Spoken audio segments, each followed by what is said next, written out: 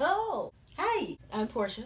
I'm a freelancer. If you're like me, you do not get paid every week or every 2 weeks like everybody else, which means the normal budgeting tips just don't really work for you. And you want to know, how do you win at your finances as a freelancer? I went from a credit score of 610 to 775 in 6 months. I'm always able to pay my $920 rent, $220 car note, and my $165 car insurance, plus go on vacation. And I never choose between filling up my gas tank and filling up my belly. I do all of this by winning. So if you want to know how to win, come on now, let's go. Let's get down. Oh my God, I'm scared. Like a little... it all comes down to winning, right? WIIN. I know, it's so clever, right? W means welcome change. I is make installments. Invest in yourself first, and nickel and dime.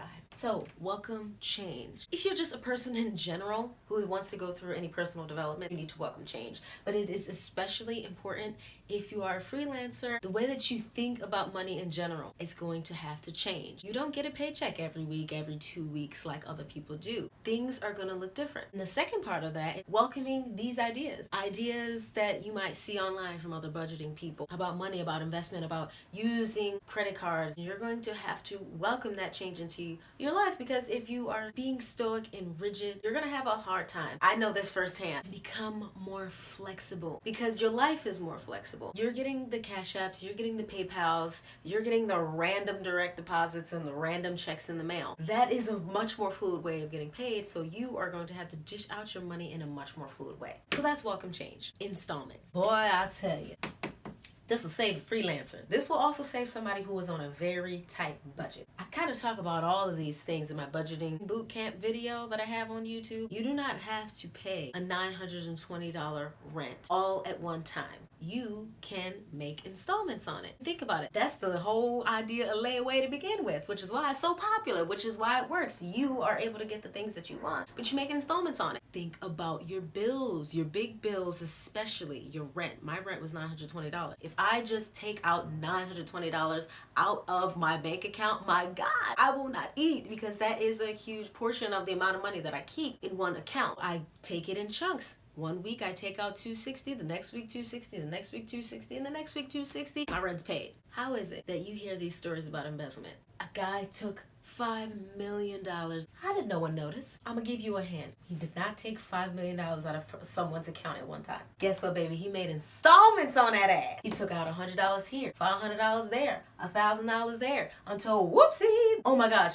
$5 million is just suddenly gone. That's what you do. Embezzle yourself, so that you do not feel when these huge payments come out. I can take out $260 in 1 week. I cannot take out $920 in 1 day. Let's say, for instance, want to save $5,000 in a year. You do not have to put aside $5,000. I don't know why you would do that. Some people do that. Divide 5,000 by 12. I'm not going to do the math. Make those installment payments. By the end of the year, barring a catastrophe, you will have your $5,000, probably more. Invest. A lot of people talk about like making investments in the stock market. I'm not necessarily talking about making investments, because that's more so in growing your money. And honestly, I'm new at that. I kind of just started making those kind of investments. What I mean is invest in yourself first. Now, if you've read Rich Dad Poor Dad, then you know that he is big on investing in yourself first. Now, as a freelancer, you have probably heard this from other people. You need to save a certain amount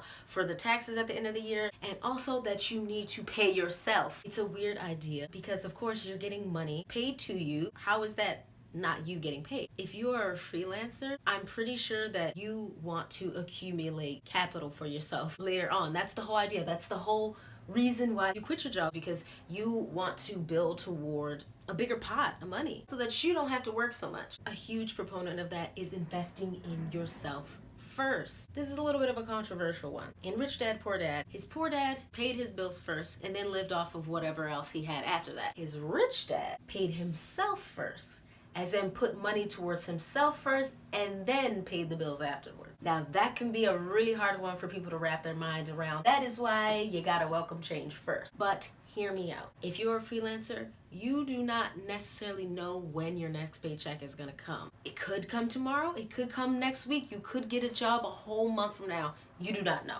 That is why it is super important that when you do get paid, any and every time, you are setting aside some money for yourself first. This is your cushion. This is how you make sure that in those months where you're not rolling in the dough like that, maybe the job's a little bit slow. As an actor, you guys know there's a time of the year, maybe a couple times of the year, where those jobs just aren't coming. And that is why you want to have made sure that you have invested in yourself first, because you will have a pot to go to. You do not want to be in the position where you are scraping to get money up because you did not save any money for yourself. And now the times are really tight. That is when you will have to choose between filling up your gas tank and filling up your belly, because you ain't got no money, boo. Even if it is a small percentage, like 10%, or it's $50 out of every paycheck. I personally save about 30%, 20% into my short-term savings, my rainy day savings, and I do 10% into my business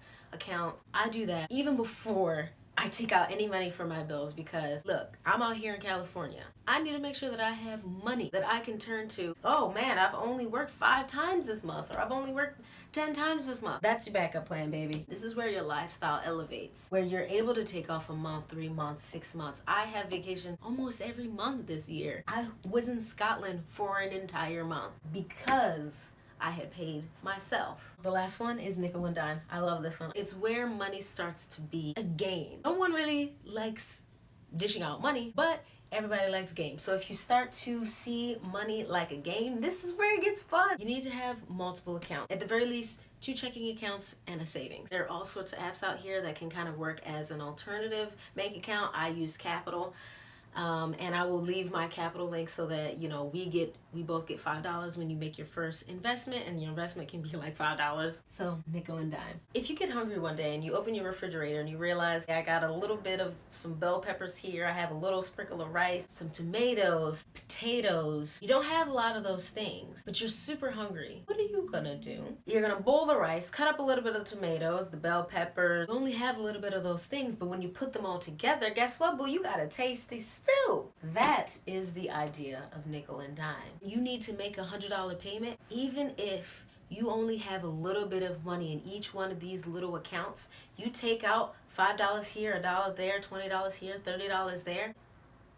You need to make $100 payment. You take out $5 from one account, $20, $50 from another, $30. Don't try to count the math, because I was not actually counting. But you take a little bit out of each one of those accounts, and guess what? You have your $100 payment. You just made stew, baby. This is a gorgeous way to add on to installments so that you are never tapping out of one source. This is super, super duper important as a freelancer. You never want to tap out your resources. You always want to have a backup to the backup to the backup. You just never know when that money can be replenished. So you want to make sure that you are taking as little out as you can. You only got 1 tomato. You don't have to make tomato soup. Cut that tomato up, you dice that bitch, and you put it in your stew. That's how you want to think about your account. Only take a little bit. Use your PayPal, use your Square. People forget that that's real money. If you only have $20 in your actual bank account, $50 in your savings, $30 in your Cash App, and you need to buy a $30, what the hell is $30? Who even knows? Book bag for your child. You better take $10 out of each one of those things, or $5 out of one, and $15 out of damn it, I don't know how to count. But you need to take a little bit of money out of each one of those so that you can get that thing. Okay? You do not have to just swipe that card and completely tap out of one resource, because you never know, when you are going to,